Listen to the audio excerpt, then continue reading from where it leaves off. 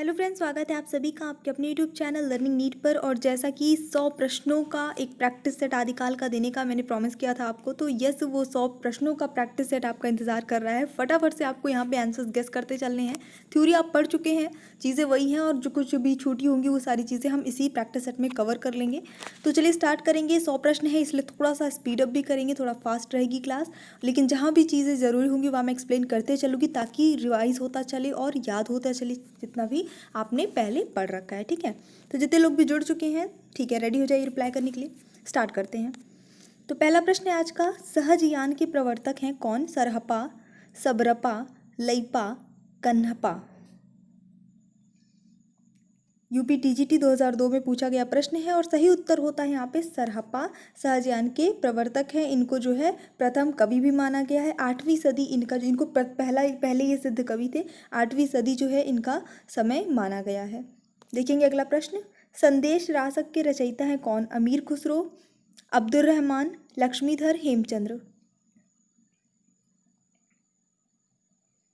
और उत्तर सही होता है यहाँ पे आपका अब्दुल रहमान संदेश रासक के रचयिता हैं और ये अपभ्रंश भाषा के जो है कवि थे अब्दुल रहमान। हिंदी काव्य ग्रंथ है ये आपका संदेश रासक। विद्यापति की कौन सी रचना अभी तक संपादित होकर प्रकाशित नहीं हुई है? इंपॉर्टेंट क्वेश्चन है, बन सकता है। कीर्तिलता, कीर्ति पताका, पदावली, इनमें से कोई नहीं। तो यहाँ पे जो सही उत्तर होता है वो हो जाता है आपका ऑप्शन नंबर बी, कीर्ति पताका। ये अभी तक जो है संपादित होकर प्रकाशित नहीं हुई है, तो ये प्रश्न यहाँ से आपका बन जाता है। बाकी आपको पता है विद्यापति के बारे में कि इनको जो है मैथिल कोकिल, कवि शेखर, अभिनव जयदेव जैसे उपनाम भी मिले हैं, तो इनके उपनामों से भी प्रश्न बनता है। अगला प्रश्न देखते हैं, आत्मबोध किसकी रचना है? जालंधर नाथ, गोरखनाथ, मत्येंद्र नाथ, इनमें से कोई नहीं। बिल्कुल उत्तर सही होता है आपका गोरखनाथ की रचना है, जो कि नाथ संप्रदाय के रचनाकार रहे हैं। ठीक है, तो जो नाथ साहित्य था उससे इनका संबंध है। इनकी और भी कुछ रचनाएं हैं जो पूछी जा सकती हैं, उसमें आपका एक गुरु महिमा है, इसको आप याद रख लीजिएगा। गुरु महिमा, प्राण साधना, ये सारी जो है पूछी जाती है। कुंडलिनी जागरण भी पूछा जाता है। शून्य समाधि, ये 3 4 5 नाम है जो बहुत ज़्यादा फेमस है। ठीक है, इनकी रचनाओं का संकलन जो था कभी कभी पूछा जाता है, गोरखनाथ की रचनाओं का संकलन किस नाम से जो है, वो तो गोरख बानी के नाम से है। ठीक है, गोरख बानी, याद कर लीजिए इसको।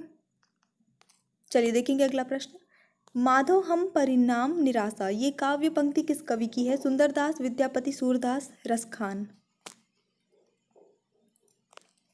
ये पीजीटी में पूछा गया प्रश्न है 2009 में। बिल देखते हैं यहाँ पे जो सही उत्तर होता है विद्यापति, इसका सही उत्तर हो जाता है। बौद्ध गान ओ दोहा का संपादन किसने किया है? राहुल सांकृत्यायन, सूर्यकांत शास्त्री, प्रबोध चंद्र बागचीय, हर प्रसाद शास्त्री। फटाफट से बताइए। ठीक है, चलिए देख लेते हैं उत्तर क्या होता है आपका। हरप्रसाद शास्त्री जो है इसका करेक्ट आंसर हो जाएगा। इन्होंने बौद्ध गान और दोहा का जो है संपादन किया है। निम्नलिखित में से किस रासो काव्य का मूल वर्ण्य विषय वीर रस न होकर श्रृंगार है? बेसिकली रासो काव्य जो होते हैं वो उसमें किस रस की प्रधानता होती है? ये प्रश्न बनता है आपका, वीर रस की प्रधानता होती है। लेकिन इनमें से कौन सा ऐसा रासो है जिसमें मूल रूप से श्रृंगार रस है? तो यहाँ पे जो सही उत्तर होता है वो होता है आपका बीसल देव रासो। तो ये इंपॉर्टेंट भी हो जाता है थोड़ा सा। बीसल देव रासो की रचना किसने की थी ये पूछा जाता है, तो नरपति नाल्ह ने की थी, नरपति नाल्ह ने, और ये एक मुक्तक गेय काव्य है। आल्ह खंड का दूसरा नाम क्या हो जाता है? तो परमाल रासो, बीसल देव रासो, कुमार रासो, हम्मीर रासो। यूपी टीजीटी 2 बार पूछा जा चुका है ये प्रश्न सेम। सही उत्तर होता है आपका option number A, Parmal Raso. और प्रश्न अगर पूछता है कि परमाल रासो के रचयिता कौन है, ठीक है, तो कौन है? जगनिक है। आलखंड इसका दूसरा नाम है। खड़ी बोली हिंदी में सर्वप्रथम रचना करने वाले कवि का क्या नाम है? जायसी, अमीर खुसरो, विद्यापति, भारतेंदु, हरीशचंद्र। तो यहाँ पे खड़ी बोली पूछा हुआ है। सही उत्तर होता है आपका ऑप्शन नंबर बी, अमीर खुसरो। अमीर खुसरो को तोताए हिंद के नाम से भी जाना जाता है। तो यहाँ से भी एक प्रश्न जो है आपका बन जाता है कि तोताए हिंद जो है किसी नाम से किसे जाना जाता है? अमीर खुसरो को जाना जाता है ना। पहेलियों की रचना किसने की थी? पहेलियों का जो है स्टार्टिंग किसने की थी? इन्होंने की थी। परमाल रासो काव्य कृति के कवि का नाम क्या है? नल सिंह भट्ट, जगनिक, हेमचंद्र या फिर सारंगधर। सही उत्तर होगा यहाँ पे जगनिक हो जाएगा। अभी ऊपर ही मैंने आपको बताया था कि आलखंड के नाम से प्रसिद्ध परमाल रासों के रचयिता कौन है, जगनिक हैं।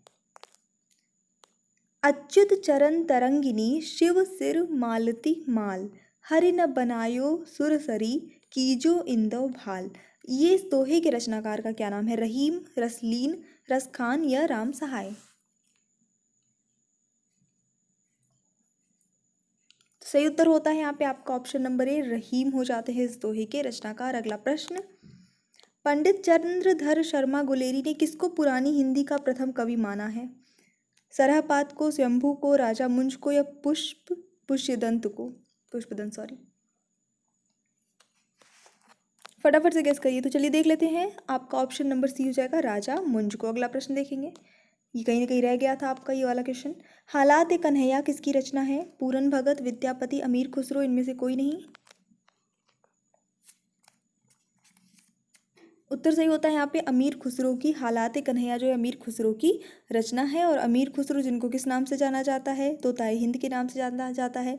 ठीक है, अमीर खुसरो की पहेलियाँ बहुत प्रसिद्ध हैं, वहाँ से प्रश्न पूछा जाता है। इनकी जो है रचना बेसिकली खड़ी हिंदी का प्रयोग ये ज़्यादा करते थे, खड़ी हिंदी के पहले कवि माने जाते हैं। आदिकाल में किन ग्रंथों की प्रधानता रही है, वीर ग्रंथ, साखी, रासो, सूफी। अभी ये तो थ्योरी में पढ़ा दिया था, किसकी प्रधानता रहती है, बिल्कुल रासो काव्यों की जो है ग्रंथों की प्रधानता रही है आदिकाल में। ठीक है, और ये एक प्रश्न बनता है यहाँ पे आपका कि रासो काव्य में जो है कौन से रस की प्रधानता रहती है, तो किसकी, वीर रस की। आचार्य हजारी प्रसाद द्विवेदी के अनुसार 14वीं-15वीं शताब्दी के हिंदुओं, मुसलमानों, सामंतों, शहरों, सेना के सिपाहियों और लड़ाइयों का जीवंत और यथार्थ वर्णन किस कृति में हुआ है, हमीर काव्य, कीर्ति कौमुदी, कीर्ति पताका, कीर्तिलता। सही उत्तर होता है यहाँ पे आपका option number D, Kirtilata. Rahul ji ने हिंदी भाषा का प्रथम कवि किसे स्वीकार किया है, पुष्पदंत को, हेमचंद्र को, सरहपा को, विद्यापति को। तो राहुल सांकृत्यायन जी ने किसको स्वीकार किया, सरहपा को किया है। तो ये आपका सही उत्तर हो जाता है। और ये मैंने थ्योरी में पढ़ाया था, जिन लोगों ने थ्योरी अभी तक नहीं देखी है एक बार जाके चेक कर लीजिएगा। अलग से मैंने प्लेलिस्ट बना दी है और उसकी लिंक डिस्क्रिप्शन बॉक्स में दे दी है। बीसल देव रासों में किस शैली का प्रयोग किया गया है, श्रृंगारिक, आख्यान, गेय, प्रबंध। बीसल देव रासो रचना की थी इसकी किसने, नरपति नाल्ह ने की थी। बार बार रिपीट करने से क्या है, आपको चीज़ें याद हो जाएंगी, है ना, रिवाइज होती चलेंगी, याद होती चलेंगी। यहाँ पे रस की प्रधानता होती है, ये सॉरी गेय जो है, गेय शैली का प्रयोग किया गया है। रस की प्रधानता की बात नहीं करें यहाँ पे, गेय जो पूछा था, तो गेय काव्य है ये आपका, रचयिता नरपति नाल्ह, याद रखना है। जय मयंक जस चंद्रिका के रचयिता का नाम क्या है, भट्ट केदार, नरपति नाल्ह, नल्ल सिंह या मधुकर कवि। तो यहाँ पे इसके रचनाकार हैं मधुकर कवि। ऑप्शन नंबर डी बिल्कुल सही हो जाता है। अगला प्रश्न देखेंगे, भविष्यत कहा इसके रचनाकार कौन है। तो ये जो है आपके रचना का नाम है पुष्पदंत, स्वयंभू, धनपाल, सरहपा। सही उत्तर होता है ये आपका यूपी टीजीटी 2005 में पूछा गया प्रश्न है। ठीक है, थोड़ा इसको याद कर लीजिएगा, धनपाल। जितने भी प्रश्न हालांकि मैं करा रही हूँ सब कहीं ना कहीं आए हुए प्रश्न है, पूछे प्रश्न है, प्रश्न ऐसे ही बनते हैं।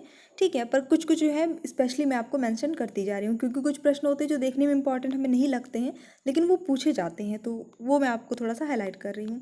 धनपाल इसका सही आंसर होता है। पृथ्वीराज रासो महाकाव्य के रचयिता हैं कौन, हेमचंद्र, चंद्रवरदाई, परमाल, अमीर खुसरो। बहुत प्रसिद्ध है ना, ये महाप्रसिद्ध इसे कह सकते हैं कि है। तो बिल्कुल ऑप्शन नंबर बी हो जाता है, चंद्रवरदाई जो है पृथ्वीराज रासो महाकाव्य के रचयिता हैं। और ये जो है इनके दरबारी, किसके दरबारी कवि थे, ये कहीं से प्रश्न पूछता है, तो पृथ्वीराज चौहान के दरबारी कवि थे। हेमचंद्र ने काव्यानुशासन लिखा है, काव्यानुशासन पूछा जाता है तो थोड़ा सा इसको याद रखिएगा। विद्यापति ने कुल कितने ग्रंथों की रचना की है, 10, 12, 16 या 14।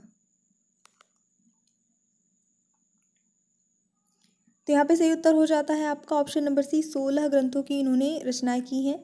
और ये जो थे विद्यापति थे कौन, किसके आश्रय, मतलब इनके आश्रयदाता कौन थे, तो शिव सिंह जो शेखर थे, बंगाल के शासक थे उस समय पे, वो इनके आश्रयदाता थे। श्रृंगार काव्य है कौन सा, बीसल देव रासो, परमाल रासो, पृथ्वीराज रासो या जय मयंक जस चंद्रिका।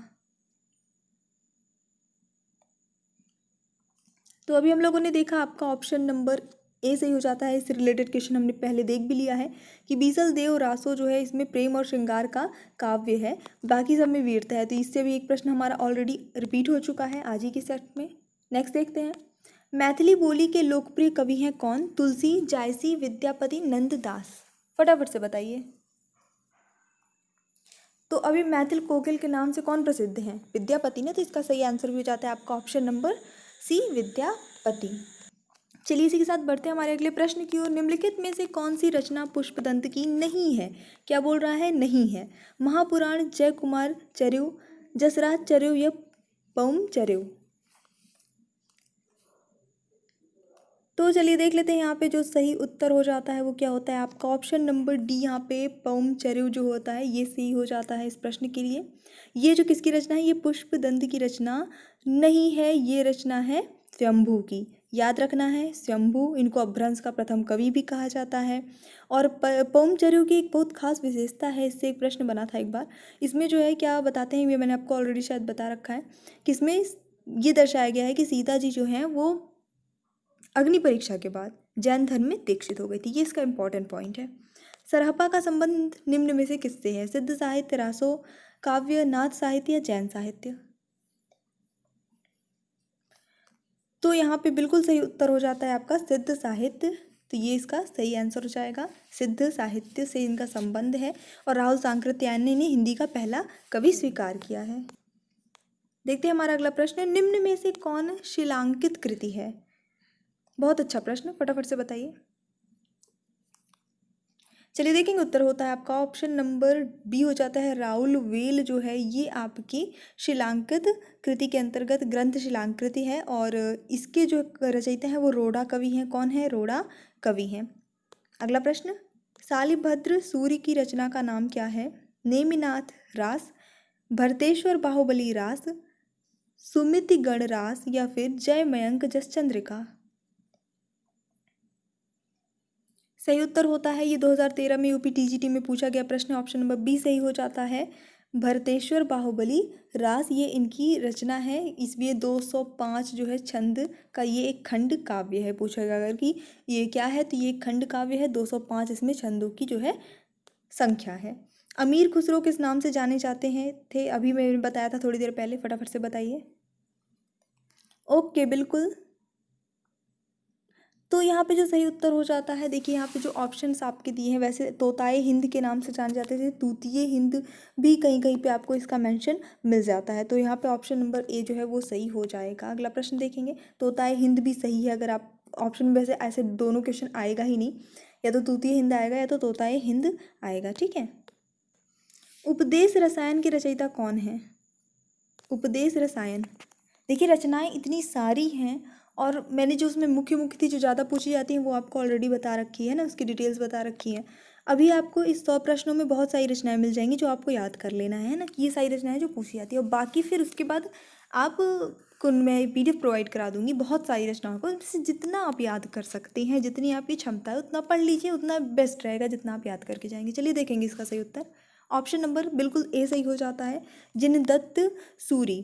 ठीक है, ये इन्होंने उपदेश रसायन की रचना की है। 12वीं शताब्दी में इसकी रचना की गई थी और ये एक नृत्य गीत काव्य है। ठीक है, इसमें 810 पद्य हैं। निम्न में से किस कवि को अपभ्रंश का वाल्मीकि कहा जाता है? सरहपा, पुष्पदंत, स्वयंभू या हेमचंद। सही उत्तर होता है इस प्रश्न के लिए आपका ऑप्शन नंबर सी, स्वयंभू। इनको अपभ्रंश का वाल्मीकि कहा जाता है। और डॉक्टर राम कुमार वर्मा ने इन्हें ही अपभ्रंश भाषा का पहला कवि माना भी है। किस कवि को अभिनव जयदेव नाम से जाना जाता है? विद्यापति, भवभूति, नरसिंह मेहता, रविदास। अभी थोड़ी देर पहले बताया था स्टार्टिंग के क्वेश्चंस में। ठीक है, अगर आपको याद है तो देख लेते हैं, ऑप्शन नंबर ए सही हो जाता है, विद्यापति सही आंसर इसका हो जाएगा। इनको बहुत सारी उपाधियाँ मिली थी, तो वो सारी उपाधियाँ आपको याद रख लेनी है क्योंकि किसी से भी प्रश्न बन सकता है। तो एक जैसे इनको क्या उपाधि मिली थी? अभिनव जयदेव, यहाँ पे ऑलरेडी लिखा है। कवि शेखर, मैथिल कोकिल, ये सब फेमस है जो पूछी जाती हैं। बाकी नव कवि शेखर भी मिला था इनको एक उपाधि। पुरुष परीक्षा किस कवि की रचना है? ज्योतिरीश्वर ठाकुर, गोरखनाथ, विद्यापति, आचार्य देवसेन। पुरुष परीक्षा,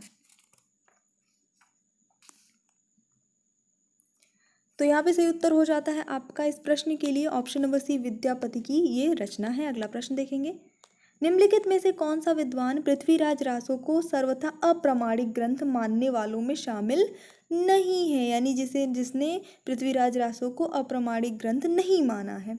रामचंद्र शुक्ल, मोहनलाल, विष्णुलाल पांड्या, गौरीशंकर, हीरानंद ओझा या डॉक्टर बूलर?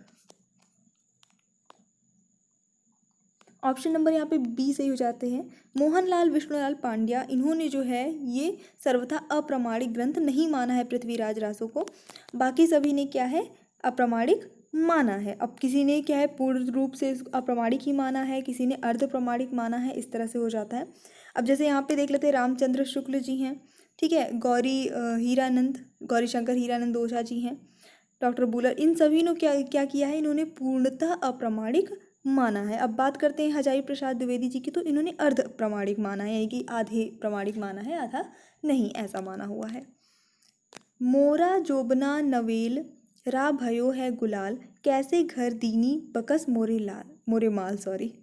तो यहाँ पे फटाफट से बताइए कि इन काव्य पंक्तियों के रचयिता का नाम क्या है? धर्मदास, अमीर खुसरो, दरिया साहब, यारी साहब? सही उत्तर होता है यहाँ पे आपका अमीर खुसरो, ये करेक्ट आंसर हो जाएगा ऑप्शन नंबर बी। अगर आपने गेस किया था, सही लगा है तुक्का। कीर्तिलता किस भाषा की रचना है? अवहट्ट, अपभ्रंश, मैथिल, ब्रज? चलिए देखेंगे उत्तर जो सही होता है आपका अपभ्रंश हो जाता है, ऑप्शन नंबर बी। कीर्तिलता इसकी भाषा जो है अपभ्रंश रही है, बिल्कुल सही। अगला देखते हैं, आदिकाल में किस कवि ने अवहट्ट भाषा में रचना की? अमीर खुसरो, अब्दुल रहमान, कुतुबन, मंजन?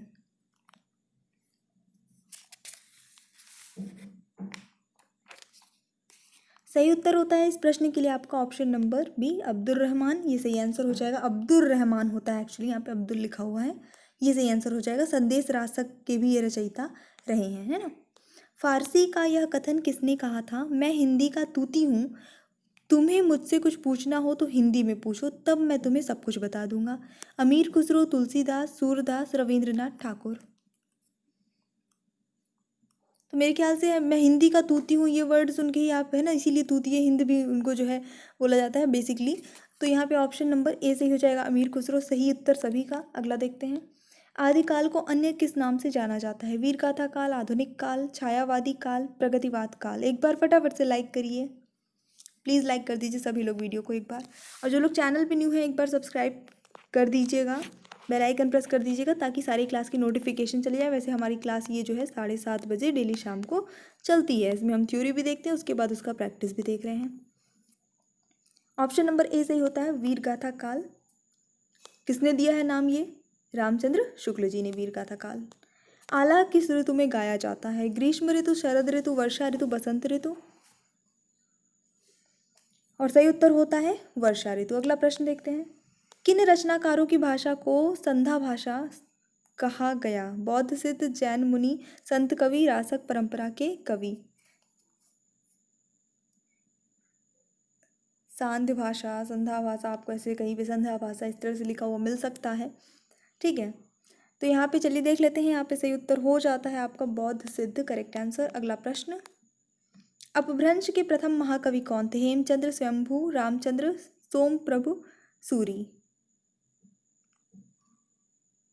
और सही उत्तर होता है इस प्रश्न के लिए आपका ऑप्शन नंबर बी, स्वयंभू अपभ्रंश के पहले महाकवि थे। इनकी रचना, ठीक है, अभी बार बार ये चीज़ आ रही है, परम चरयु, ये इनकी रचना थी बहुत ही प्रसिद्ध। अगला देखते हैं, हिंदी का प्रथम महाकाव्य कौन सा है? पृथ्वीराज विजय, रामचरितमानस, पृथ्वीराज रासो, पद्मावत? हिंदी का पहला महाकाव्य पृथ्वीराज रासो माना जाता है, तो ऑप्शन नंबर आप पे सी सही हो जाता है, ठीक है, पृथ्वीराज रासो।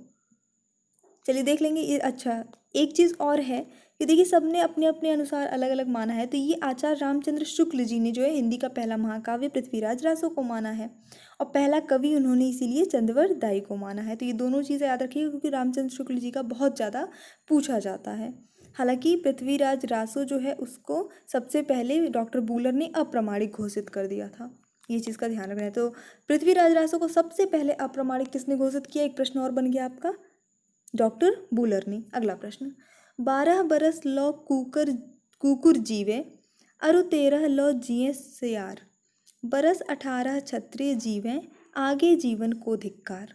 ये पंक्तियां किस रासो काव्य की है? कुमार रासो, पृथ्वीराज रासो, हम्मीर रासो या परमाल रासो। बहुत ही प्रसिद्ध पंक्तियां हैं ये यूजीसी नेट में पूछी गई पंक्तियां हैं। तो यहाँ पे सही उत्तर होता है आपका परमाल रासो में जो है ये है। और परमाल रासो के रचनाकार याद रखना है जगनिक हैं। परमाल रासो को और किस नाम से जानते हैं? आलखंड के नाम से जानते हैं। अगला प्रश्न, आदिकालीन साहित्य में वीर रस की रचनाओं में किस भाषा का प्रयोग किया गया है? पिंगल, बुंदेली, डिंगल, प्राकृत आई मीन। तो जो वीर रस की रचनाएं हैं उनमें डिंगल भाषा का प्रयोग किया। अभी डिंगल भाषा होती क्या है ये समझिए थोड़ा सा। तो डिंगल भाषा जो होती है अपभ्रंश के साथ में राजस्थानी जो होती है, राजस्थानी ऐसे लिख दूं, अपभ्रंश के साथ में राजस्थानी जो है आपका जुड़ा रहता है। तो वो अब मतलब मिक्स रहती है, कंबाइन दोनों भाषा को मिला के बनाई जाती है। ठीक है, तो ये डिंगल हो गई। और पिंगल क्या होती है? ये अपभ्रंश के साथ में ब्रज भाषा का मेल होता है। ठीक है, तो अपभ्रंश दोनों में कॉमन है, डिंगल पिंगल में मिला अगर उसमें राजस्थानी तो बन गया डिंगल। तो आप ऐसे याद कर लीजिए आरडी। ठीक है, राजस्थानी मिला तो बन गया डिंगल।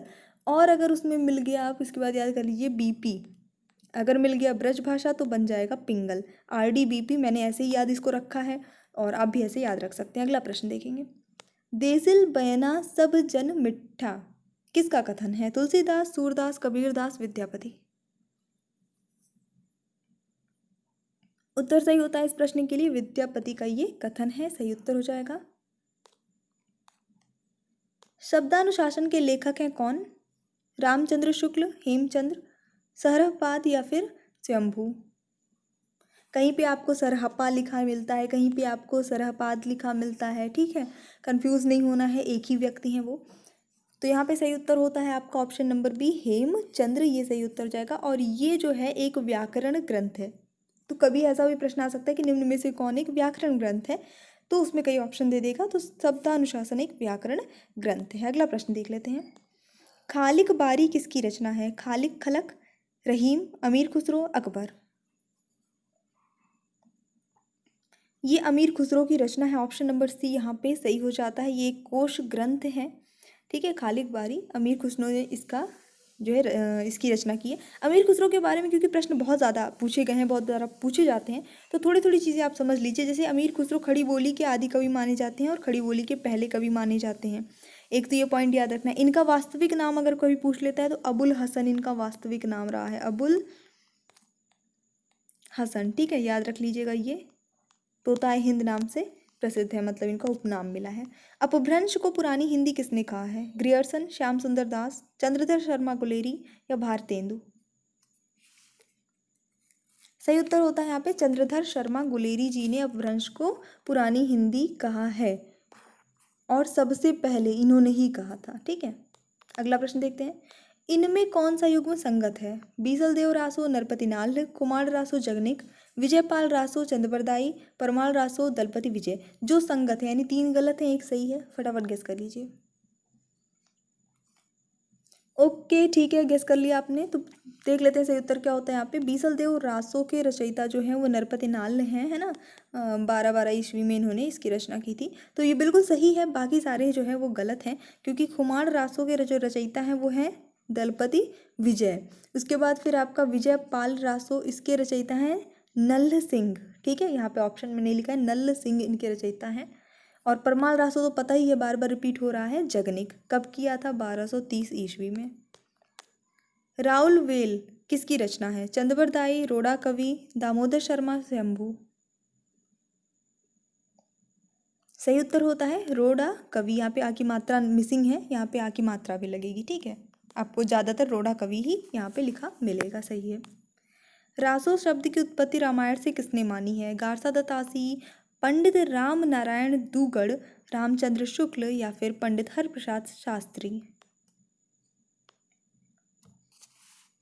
सही उत्तर होगा यहाँ पे आपका ऑप्शन नंबर सी हो जाएगा, रामचंद्र शुक्ल जी ने रासो की शब्द की उत्पत्ति जो है वो रामायण मानी है। सबने देखिए अलग अलग मान रखा है। तो गारसा दत्तासी ने राजसूय मान रखा है, ठीक है। और यहाँ पे और क्या ऑप्शन है, हरप्रसाद शास्त्री है एक ऑप्शन, तो इन्होंने राजयस मान रखा है। ठीक है।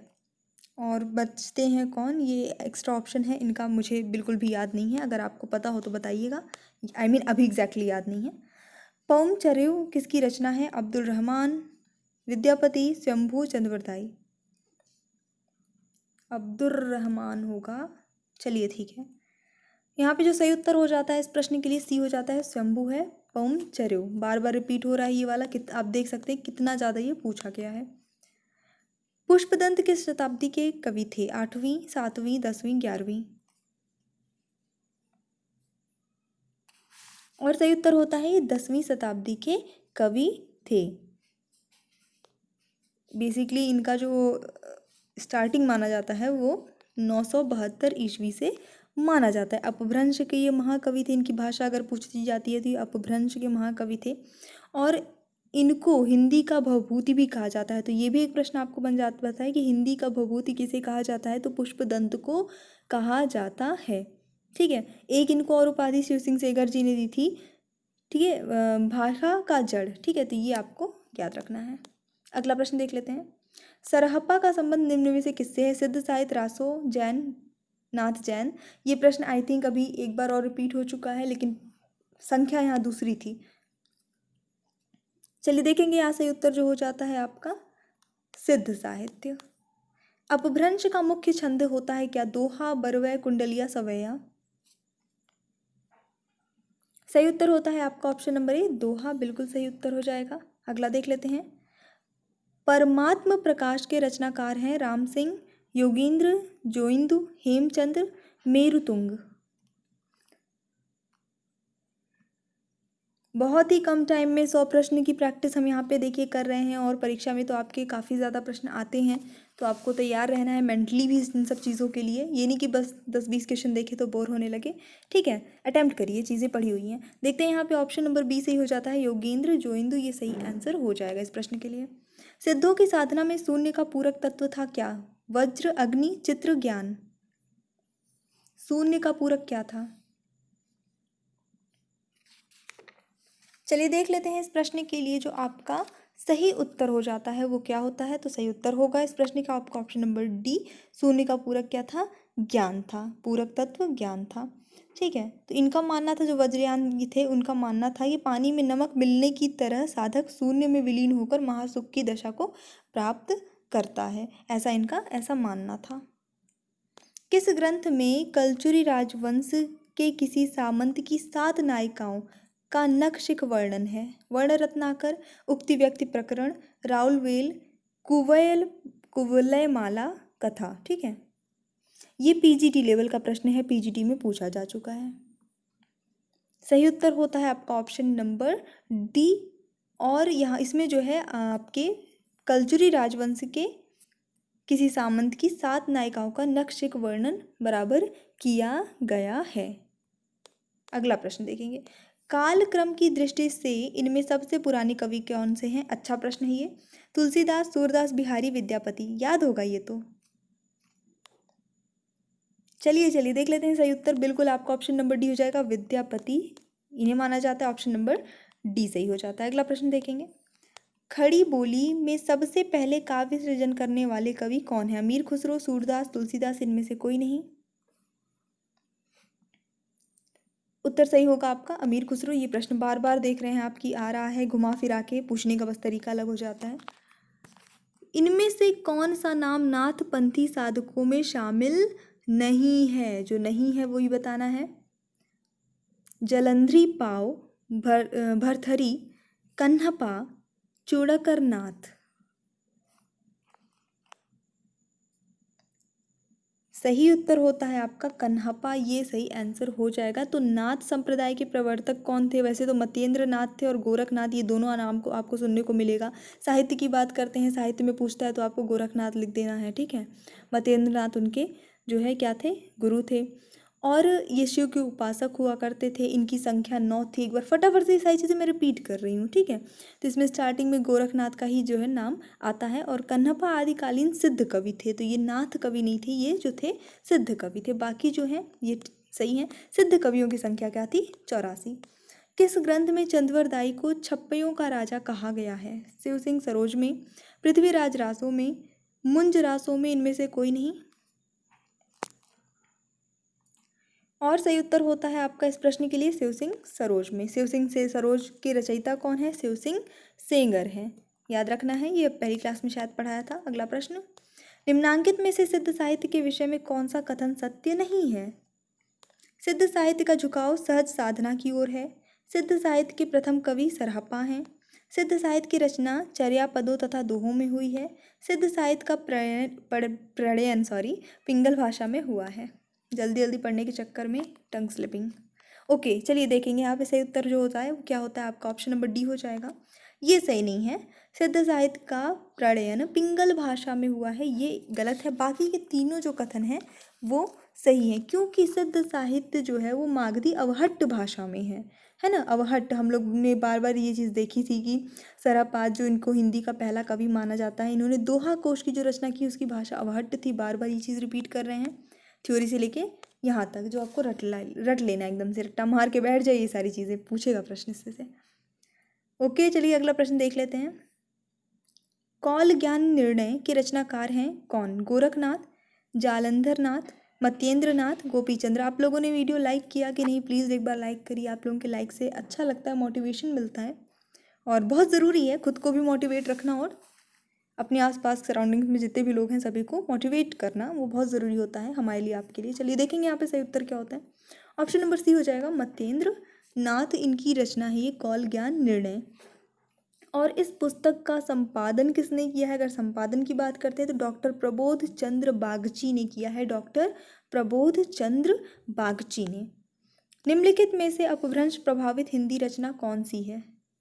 खुमार रासो, ढोला मारू रदूहा, भरतेश्वर बाहुबली रास, या फिर जय मयंक जस चंद्रिका।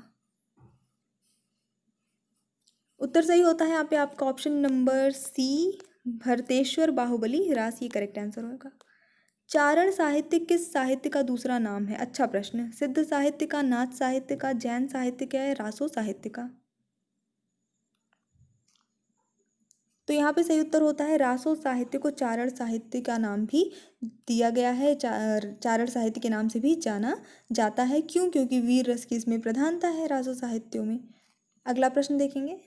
इसमें बेसिकली इस साहित्यकारों ने अपने अपने आश्रयदाताओं की प्रशंसा की है। आदिकाल को सिद्ध सामंत युग किसने कहा है? बहुत ये प्रश्न पूछा गया है, ट्रिक से याद कराया था ये तो, है ना। हमारी आखिरी लाइन थी SSR, तो सिद्ध सामंत काल राहुल सांकृत्यायन। ऑप्शन नंबर यहाँ पे आपका ए सही हो जाता है, राहुल सांकृत्यायन ने। आदिकालीन साहित्य का प्रमुख रस है क्या? शांत, हास्य, करुण, वीर। चलिए देख लेते हैं इस प्रश्न का जो सही उत्तर होता है आपका ऑप्शन नंबर सी हो जाएगा, डी हो जाएगा, वीर रस। ठीक है, ऑप्शन नंबर डी यहाँ पे सही उत्तर हो जाता है। अगला प्रश्न देखेंगे। अपभ्रंश का वाल्मीकि किसे कहा जाता है? पुष्पदंत को, धनपाल को, शालिभद्र सूरि को, या स्वयंभू को? बिल्कुल सही उत्तर होता है इस प्रश्न के लिए आपका ऑप्शन नंबर डी, स्वयंभू को कहा जाता है अपभ्रंश का वाल्मीकि, अपभ्रंश के प्रथम कवि। ये सारी चीज़ें आपको याद रखनी है, बहुत इंपॉर्टेंट है ये। चंद्रवरदाई किसके दरबारी कवि थे? महाराज हमीर के, महाराज बीसल देव के, महाराणा प्रताप के, या महाराज पृथ्वीराज चौहान के? अभी ये बताया हुआ था थोड़ी देर पहले। चलिए फिर देख लेते हैं उत्तर जो हो जाता है आपका ऑप्शन नंबर डी हो जाएगा, महाराज पृथ्वीराज चौहान के ये दरबारी कवि थे। पृथ्वीराज रासो नामक ग्रंथ की इन्होंने रचना की है। अगला प्रश्न देखेंगे। स्वयंभू को हिंदी का प्रथम कवि किसने माना है? राम कुमार वर्मा ने, रामचंद्र शुक्ल ने, हजारी प्रसाद द्विवेदी ने, या फिर राहुल सांकृत्यायन ने? तो यहाँ पे सही उत्तर होता है आपका option number A, Ram Kumar Verma ने इन्हें जो है हिंदी का प्रथम कवि माना है। और ये थ्योरी में हम ऑलरेडी देख चुके हैं। राहुल सांकृत्यायन का बहुत पूछता है, इन्होंने किसे माना है? इन्होंने सरहप्पा को माना है। सिद्धों में प्रचलित महामुद्रा शब्द का अभिप्राय क्या है? सिद्ध हेतु आसन का एक रूप, सिद्ध हेतु की जाने वाली एक क्रिया, सिद्धि प्राप्ति हेतु स्त्री संसर्ग, सिद्धि प्राप्ति हेतु स्त्री से विरक्ति। महामुद्रा शब्द एक बहुत प्रचलित है, इसका अभिप्राय क्या होगा? तो जैसा कि मैंने आपको बताया था कि जो सिद्ध थे वो क्या मानते थे, वो स्त्री संसर्ग को ही कहीं ना कहीं मोक्ष का, निर्वाण का मार्ग मानते थे। तो यहाँ पे आपका ऑप्शन नंबर सी हो जाएगा सही उत्तर। सिद्धि प्राप्ति है तो स्त्री संसर्ग, इसके लिए एक शब्द प्रचलित था, महामुद्रा। अब्दुर रहमान कृति संदेश रासक है महाकाव्य, खंड काव्य, प्रबंध काव्य या मुक्तक काव्य। अब इतना डीप इस तरह से क्वेश्चन जो है ये आपको बेसिकली याद भी होना चाहिए, पीजीटी लेवल पे पूछा जा चुका है। ऑप्शन नंबर बी सही होता है, ये खंड काव्य है, अब्दुल रहमान ने इसकी रचना की है, संदेश रासक। इसके बारे में हम अभी थोड़ी देर पहले देख भी चुके, स्टार्टिंग में शायद देखा है हम लोगों ने। आल्हा और ऊदल नामक दो वीर सरदारों की वीरतापूर्ण लड़ाइयों का वर्णन मिलता है हमें कहाँ पे? आल्हा ऊदल, इनका वर्णन कहाँ पे है? बिल्कुल सही उत्तर होता है आपका option number A, Parmal Raso में जो है इनका वर्णन मिलता है। 1223 ईस्वी इसकी जो है रचना का समय है। आलखंड इसके नाम से ये प्रसिद्ध है। जगनिक ने इसकी रचना की है। बस यही इतनी चीज़ों से प्रश्न बनते हैं, याद रखिएगा। नाथ पंथ के प्रणेता कौन थे? आदिनाथ, मच्छंदर नाथ, गोरखनाथ या फिर चुड़कर नाथ?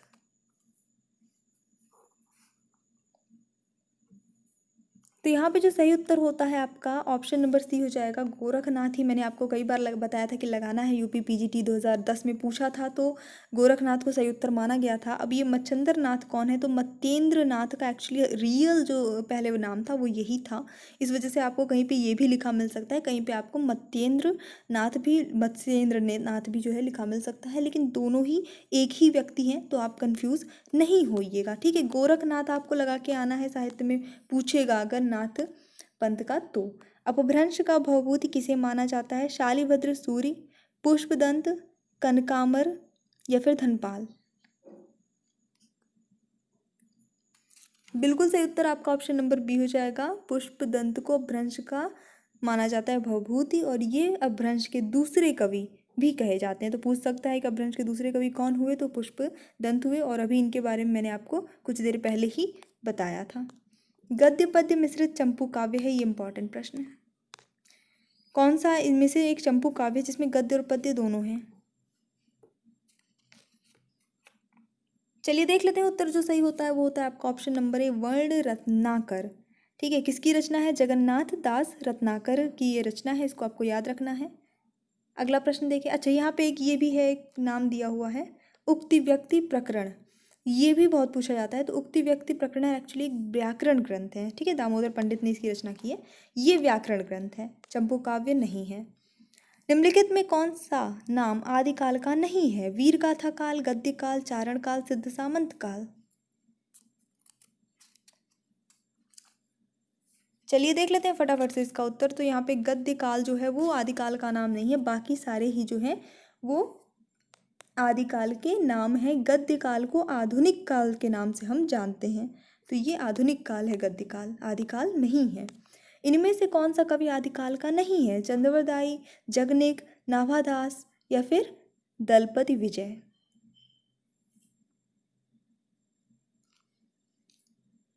चलिए देखेंगे उत्तर। जो सही हो जाता है आपका नाभादास, यहाँ पे करेक्ट आंसर हो जाएगा। अब ये तो हम देख ही रहे हैं, पिछली अपने प्रश्नों में हम देख चुके हैं कि इन सभी का नाम ऑलरेडी आ चुका है, लेकिन नाभादास का नाम अभी तक नहीं आया है। और हम प्रैक्टिस किसकी कर रहे हैं? आदिकाल की। तो जाहिर सी बात है कि यही जो है ये सारे तो आदिकाल के हैं ही, पर ये बचे ये आदिकाल के नहीं हैं। ये तो इसको, इनके बारे में हम थोड़ा सा देख लेते हैं। तो नाभादास जो है भक्ति काल के सगुण काव्य धारा के जो रामभतिक शाखा थी उसके कवि हैं, ठीक है। बेसिकली ये जो स्वामी तुलसीदास हैं उनके समकालीन कवि माने जाते हैं। इनमें से कौन सी भाषा आदिकाल की है? ब्रज भाषा, खड़ी बोली, डिंगल पिंगल, अवधी?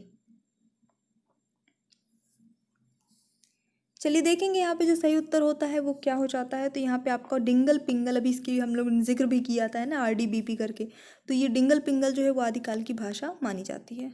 अगर ऑप्शन में, वैसे तो खड़ी बोली में भी हुई, वो सारी चीज़ें हुई, लेकिन फिलहाल आपको डिंगल पिंगल लगाना है। ज़्यादा जिसमें ज़्यादा रचनाएं जिस भाषा में हुई वही चीज़ आपको लगानी होती है।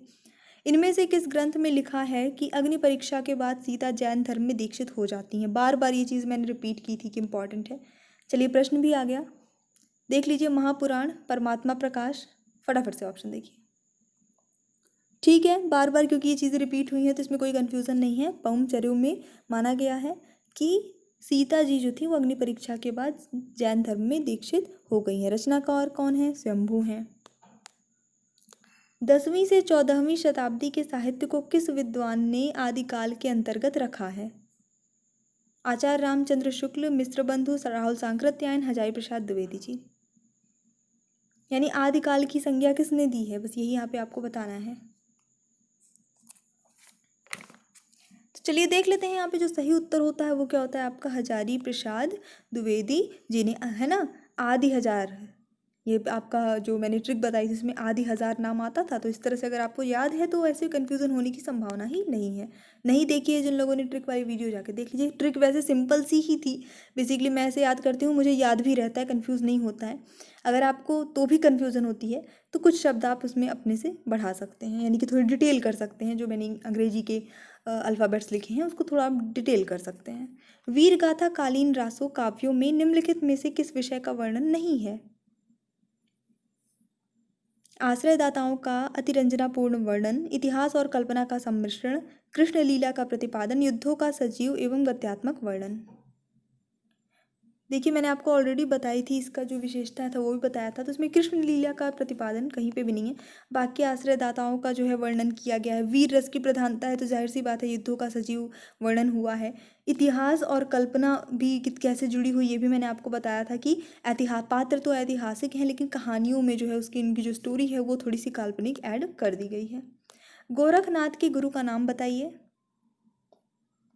कोई बात डाउट ही नहीं है, ऑप्शन नंबर ए सही हो जाता है, मत्स्येंद्र नाथ। अगला प्रश्न, अपभ्रंश शब्द का सबसे पहले उल्लेख किसने किया है? पाणिनि, नागार्जुन, पतंजलि, सरहपा। अभी ये आपका थोड़ा अच्छा सा प्रश्न आ जाता है, तो चलिए देख लेते हैं। यहाँ पे सबसे पहले उल्लेख की बात हो रही है, तो उल्लेख सबसे पहले ऑप्शन नंबर सी पतंजलि ने किया है। ठीक है, क्या है कि इनका ये जो संस्कृत है या साधु शब्द जो भी लोग प्रचलित उस टाइम पे शब्द थे, तो उसके जो विविध रूप हो जाते थे, यानी कि नॉर्मली लोग उसको थोड़ा इजी करके जो बोलने लगते थे, उसको ये लोग क्या करते थे, अपभ्रंश या अपशब्द उस टाइम पे कहलाते थे। आगे चल के अपभ्रंश को जो है वो इस तरह के जितने भी विकृत शब्द थे उनको अपभ्रंश की संज्ञा दे दी गई, और आगे चल के ये पूरी तरह से एक भाषा के रूप में ही स्वीकार कर ली गई है। तो आपको इसमें सही उत्तर क्या है, पतंजलि। यहाँ पे उल्लेख का है, ये नहीं लिखा है कि अपभ्रंश में पहली रचना किसने की है या फिर इस तरह का अपभ्रंश के पहले कवि कौन है, ऐसा यहाँ पे कुछ नहीं पूछा है। सिर्फ इस शब्द के उल्लेख की बात हुई है, तो पतंजलि लगाना है आपको सही उत्तर। अवहट्ट में शिक्षा शब्द के लिए कौन सा रूप मिलता है? फटाफट से बताइए, शिक्षा शब्द को अवहट्ट में अगर आप लिखेंगे तो कैसे लिखेंगे? और सही उत्तर होता है इस प्रश्न के लिए आपका ऑप्शन नंबर सी, शिक्षा। ये इस तरह से आपका हो जाएगा। विद्यापति की भक्ति श्रृंगार परक पदावली अनूठी संपत्ति है किस काल की? हिंदी साहित्य के संक्रमण काल की, मध्यकाल की, उत्तर मध्यकाल की, या फिर आदिकाल की? कोई इसमें डाउट नहीं, हम आदिकाल पढ़ रहे हैं, बिल्कुल उत्तर सही हो जाता है आपका ऑप्शन नंबर डी, आदिकाल की रचना है। ठीक है, इसी के साथ देखते हैं हमारा अगला प्रश्न। हिंदी में प्रचलित 12 मासा सबसे पहले किस कृति में मिलता है? नेमिचर्यु, नेमिनाथ चौपई, पौमचर्यु, या संदेश रासक? फटाफट से बताना है इसका आंसर। अब थोड़ा स्पीड अप आप लोग अपने आप को कर लीजिए, क्योंकि प्रिपरेशन भी करनी है और उसके बाद चीज़ों को लगातार रिवाइज करते रहना है। ऑप्शन नंबर यहाँ पे सही होता है डी, संदेश रासक, ये करेक्ट आंसर हो गया। तो हिंदी में जो 12 मासा प्रचलित होता है वो सबसे पहले संदेश रासक में मिलता है। अगला प्रश्न, एक थाल मोती से भरा सबके सिर पर औंधा धरा, चारों ओर वह थाली फिरे, मोती उससे एक न गिरे। अब बताइए पंक्तियाँ किसकी हैं? बहुत ही प्रसिद्ध ये एक पहेली है, हम सभी लोगों ने बचपन में एक दूसरे से पूछी होगी इस तरह की पहेली, और इस पहेली का उत्तर थोड़ा आप कमेंट करके बताइएगा अगर आपको याद है तो ये पहेली की रचना किसने की है? अमीर खुसरो ने की है, तो ऑप्शन नंबर बी बिल्कुल सही होता है, खुसरो की है। निम्नलिखित में से कौन विशेषता लोक साहित्य में नहीं होती? इसमें शास्त्रीयता होती है, या मौखिक होता है, या परंपरा में प्रचलित रहता है, या इसमें सहजता और स्वाभाविकता होती है?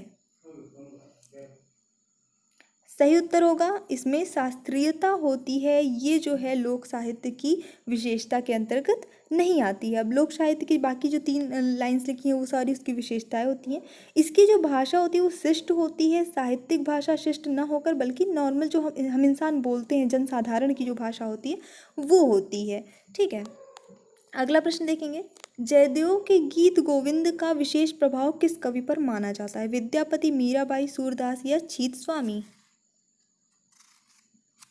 गीत गोविंद जयदेव की बहुत ही प्रसिद्ध रचना है, काफ़ी पूछी जाने वाली रचना है। ऑप्शन नंबर ए सही हो जाता है, विद्यापति।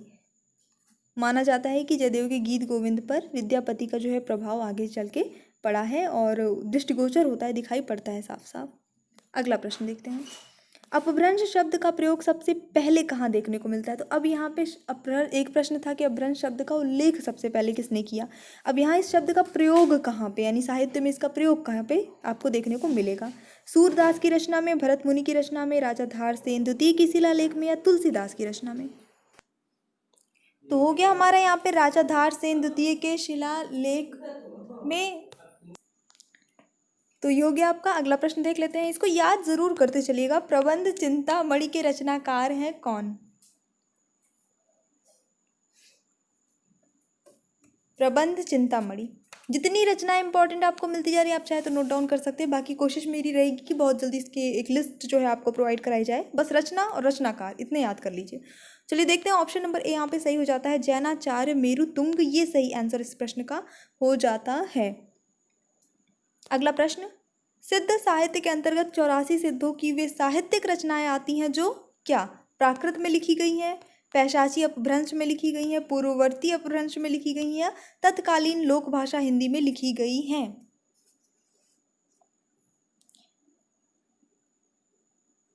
तो ये उस समय की जो तत्कालीन लोक भाषा हिंदी जो थी उसमें लिखी गई हैं। ठीक है, और इस सिद्धों की जिन भाषा को सांध्य भाषा भी कहा गया है। कौन सी भाषा? सांध्य भाषा कहा गया है। ये सांध्य भाषा वर्ड में आता है आपके प्रश्नों पे। दोहा कोश किसकी रचना है? शंभू की, सरहपाद की, पुष्पदंत की, देवसेन की? उत्तर सही होता है आपका ऑप्शन नंबर बी, सरहपाद की, या फिर सरहपा भी लिखा मिल सकता है। अगला प्रश्न, क्योंकि ये क्वेश्चन बार बार अब आ रहे हैं तो कुछ पॉइंट्स हैं, ये जितने बार आ रहे हैं समझ लीजिए उतना ज़्यादा ये पूछने जाने वाले प्रश्न हैं। कीर्तिलता की भाषा क्या है? साहित्यिक अपभ्रंश, प्राकृत, लोक भाषा, अवहट्ट? कीर्तिलता।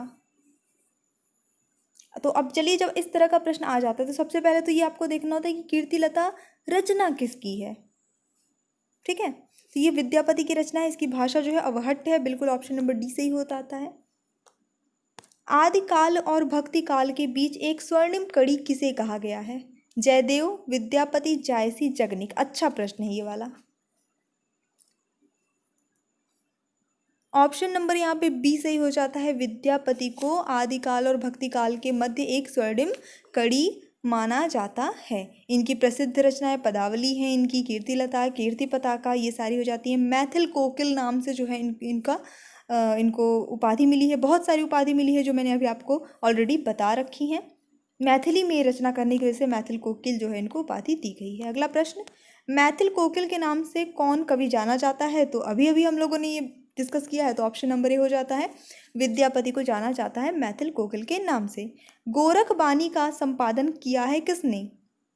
आचार्य हजारी प्रसाद द्विवेदी ने, राहुल सांकृत्यायन ने, डॉक्टर पीताम्बर दत्त बड़थवाल ने या फिर रामचंद्र शुक्ल ने?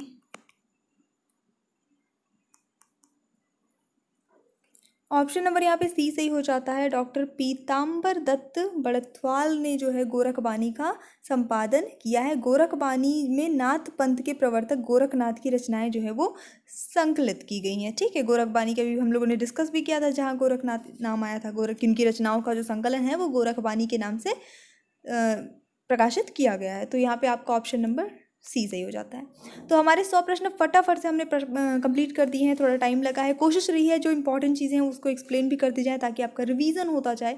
जितनी ज़्यादा आप सुनेंगे, जितनी ज़्यादा चीज़ें रिपीट होंगी, वो उतना ज़्यादा दिमाग पे बैठती जाएंगी हमेशा के लिए, जो कि आपके एग्ज़ाम तक के लिए हेल्पफुल होंगी। बाकी क्लासेस हमारी डेली शाम को 7:30 बजे चल रही हैं। इसके अलावा अगर आप पिछले साल की क्लासेस देखना चाहते हैं जो कि मॉक टेस्ट है विद फुल एक्सप्लेनेशन, तो आप एक प्लेलिस्ट बनी है अलग से, उसमें चेक कर सकते हैं। सभी की लिंक डिस्क्रिप्शन बॉक्स में। और इसकी अगर आपको पीडीएफ चाहिए तो आप हमारा टेलीग्राम चैनल ज्वाइन करिए, उसकी भी लिंक आपको डिस्क्रिप्शन बॉक्स में मिल जाएगी। So thanks for watching, keep studying. Channel पे न्यू है तो सब्सक्राइब करके जाइएगा। Bye bye.